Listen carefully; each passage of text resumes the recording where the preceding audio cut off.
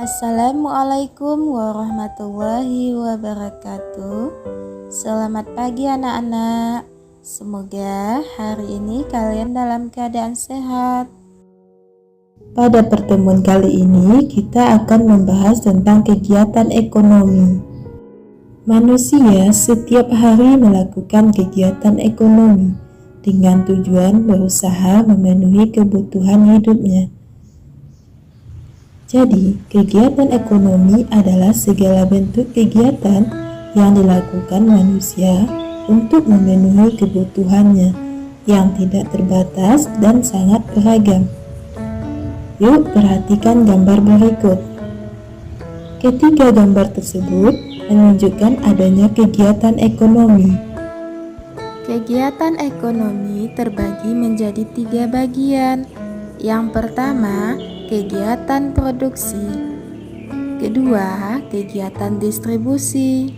Ketiga, kegiatan konsumsi. Anak-anak, pada pertemuan ini kita membahas kegiatan produksi. Nah, perhatikan contoh kegiatan produksi. Jadi, apa ya kegiatan produksi? Setelah melihat contoh tentang kegiatan produksi, dapat kita simpulkan, kegiatan produksi adalah segala usaha atau kegiatan untuk memenuhi kebutuhan hidup manusia atau menambah nilai guna suatu barang atau jasa. Sedangkan lembaga atau orang yang melakukan kegiatan produksi disebut dengan produsen. Kegiatan produksi meliputi 2 macam kegiatan.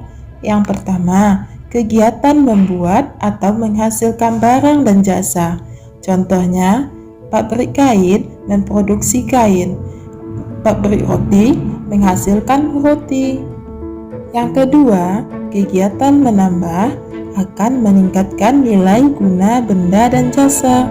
Contohnya, mengolah gabah menjadi beras, dan di bidang industri yaitu pembuatan obat. Baiklah anak-anak, untuk memulai kegiatan produksi tentu ada faktor-faktor produksi. Yuk kita bahas faktor-faktor produksi. Yang pertama, faktor produksi asli. Kedua, faktor produksi turunan. Faktor produksi asli adalah faktor produksi yang berhubungan langsung dan telah tersedia di alam. Faktor produksi asli terdiri dari beberapa bagian. Yang pertama, faktor produksi sumber daya alam, yaitu segala sesuatu yang disediakan oleh alam yang dapat dimanfaatkan manusia untuk memenuhi kebutuhannya.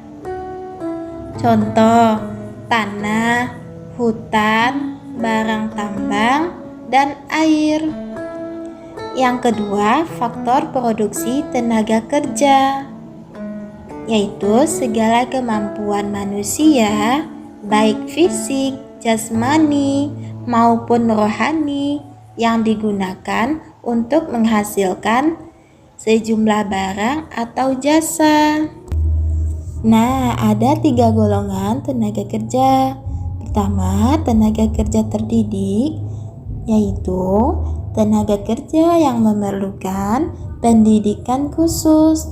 Contoh, dokter, pengacara, dan akuntan. Kemudian, tenaga kerja terlatih adalah tenaga kerja yang memerlukan latihan dan pengalaman praktis. Contoh, sopir, teknis, dan montir. Selanjutnya, tenaga kerja tidak terdidik dan tidak terlatih, yaitu tenaga kerja yang tidak memerlukan pendidikan dan latihan sebelumnya. Contoh, pembantu rumah tangga, kuli, dan tukang angkut sampah. Baiklah, faktor selanjutnya yaitu faktor produksi turunan, yaitu faktor produksi buatan manusia yang sifatnya mendukung faktor produksi asli. Nah, faktor produksi turunan terbagi menjadi beberapa bagian. Yang pertama, faktor produksi modal, yaitu segala kelengkapan yang diperlukan untuk melakukan kegiatan produksi lebih lanjut, baik berupa barang maupun uang. Yang kedua, faktor produksi kewirausahaan, yaitu seseorang yang memiliki kemampuan menyatukan faktor-faktor produksi agar bisa menghasilkan barang tertentu. Baiklah anak-anak, sampai di sini dulu materi kita pada hari ini. Sampai jumpa pembahasan materi selanjutnya. Assalamualaikum warahmatullahi wabarakatuh.